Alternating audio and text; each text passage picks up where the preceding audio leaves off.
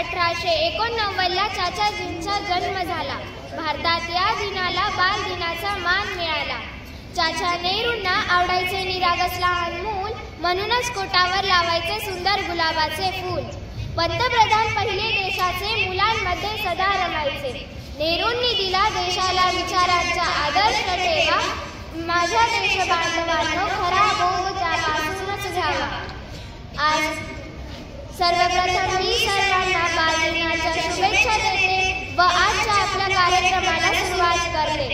आज पंडित जवाहरलाल नेहरू यांच्या जयंतीनिमित्ताने व्यासपीठावर उपस्थित विद्यालयाचे उपमुख्याध्यापक आदरणीय श्री ठाकरे सर व पर्यवेक्षक श्री आदरणीय पवार सर यांना विनंती करते की त्यांनी पंडित जवाहरलाल नेहरू यांच्या प्रतिमेचे पूजन करावे.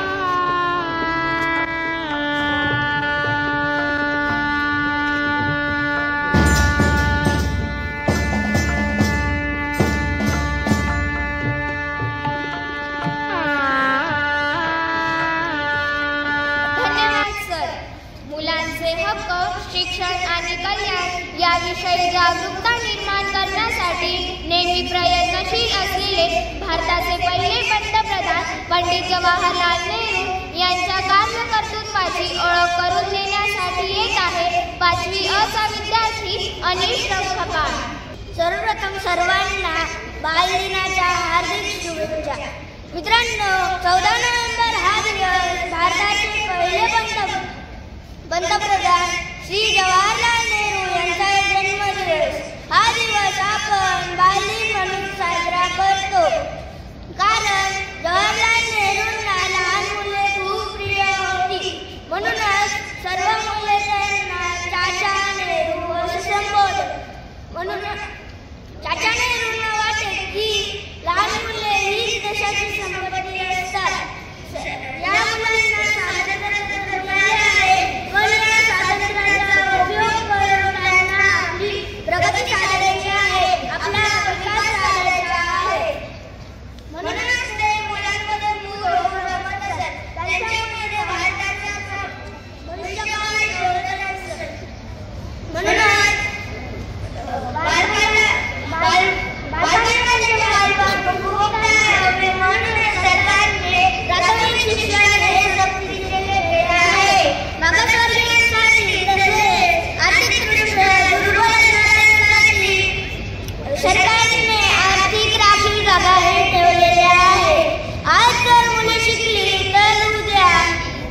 भारताला चांगले शिक्षक, चांगले डॉक्टर, चांगले इंजिनियर तसेच चांगले सैनिक मिळतील.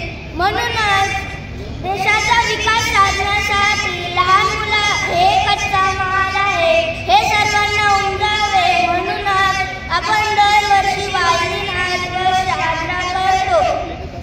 या दिवशी प्रत्येक शाळेत कार्यक्रम तसेच स्पर्धा घेतले जातात.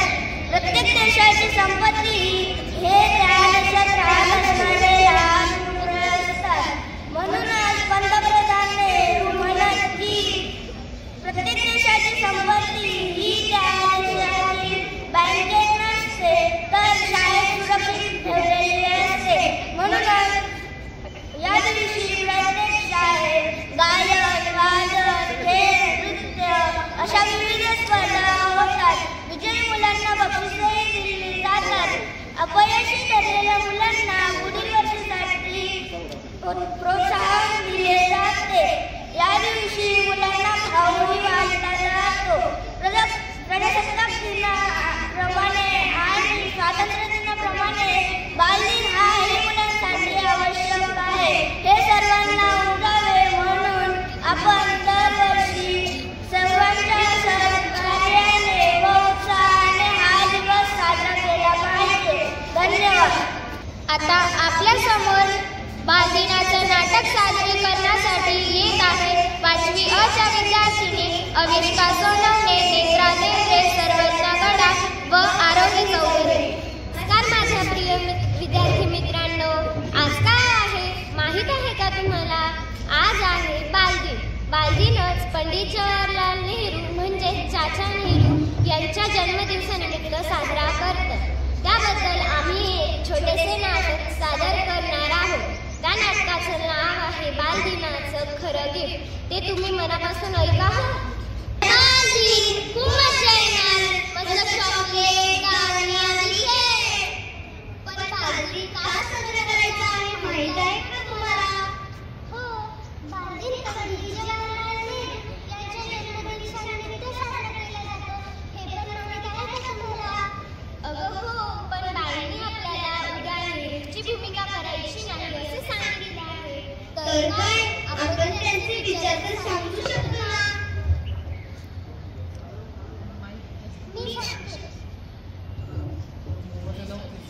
एकदा पंडित जवाहरलाल नेहरूंना एका मुलाने विचारलं, तुम्हाला लहान मुलं एवढी आवडतात का? त्यावर ते म्हणाले, मूल म्हणजे देशाचं भविष्य असतं. जसं आजचं फूल उद्याचं फळ असतं. म्हणजे आपण देशाचं भविष्य आहोत. बरोबर. म्हणूनच त्यांनी सांगितले, मुलांनी खेळावं, शिकावं, प्रश्न विचारावे आणि स्वप्न बघावे. पण बघ ना, आता सगळे मोबाईल गेम्समध्ये अडकले आहेत. तुझं पण बरोबर आहे. तेव्हा जर आपण त्यांचा सल्ला ऐकला असता तर आज आपण निसर्गात खेळून, पुस्तके वाचून अधिक शिकलो असतो. बालदिन फक्त मजा नाही तर विचारी आहे. आपण स्वप्न बघितली पाहिजे. मला तर वाटतं स्वप्न मोठं ठेवा, प्रयत्न रोज करा. हा दिवस फक्त एका चॉकलेटसाठी नाही तर आपल्या जबाबदारीसाठी आहे.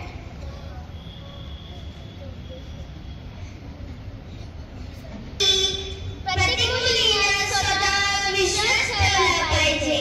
कला, विज्ञान, क्रीडा प्रत्येक क्षेत्रात मुलींनी पुढे यावं. कारण आपण या सगळ्या भारताचं भविष्य आहोत. बालदिन साजरा करूया हसत खेळत. नेहरूंचे विचार मनापासून ज्ञान, विज्ञान, स्वप्न आणि प्रेम हे आपल्याला सगळं गिफ्ट. तुम्हाला सर्वांना बालदिनाच्या हार्दिक शुभेच्छा. धन्यवाद. धन्यवाद मैत्रिणींनो. आता आपले आभार व्यक्त करण्यासाठी येत आहे 5वी अ ची विद्यार्थिनी आराध्या चौधरी. फुलांनी फुलांचे मन आज पहा जपले. फुलांनी फुलांचे मन आज पहा जपले. अशा मंगल प्रसंगी आभार मानते आपले. अशा मंगल प्रसंगी आभार मानते आपले. सर्वप्रथम सर्वांना माझा नमस्कार. एखादे वाक्य लिहिताना वाक्याच्या शेवटी पूर्णविराम दिला नाही तर ते वाक्य अपूर्ण असते. त्याचप्रमाणे एखाद्या कार्यक्रमाचा पूर्णविराम म्हणजे आभार प्रदर्शन. आज पंडित जवाहरलाल नेहरू यांच्या जयंतीनिमित्त उपस्थित असलेले विद्यालयाचे उपमुख्याध्यापक आदरणीय श्री ठाकरे सर व आदरणीय श्री पवार सर यांचे मी आभार मानते व तसेच नेहमी मार्गदर्शन करणाऱ्या सर्व गुरुजन वर्ग व येथे उपस्थित असलेले विद्यार्थ्यांचेही मी आभार मानते व आमच्या 5वी अ च्या वर्गाला सांस्कृतिक समितीने कार्यक्रम सादर करण्याची संधी दिल्याबद्दल मी आभार मानते व अध्यक्षांच्या वतीने कार्यक्रम संपन्न झाला असे मी जाहीर करते. धन्यवाद.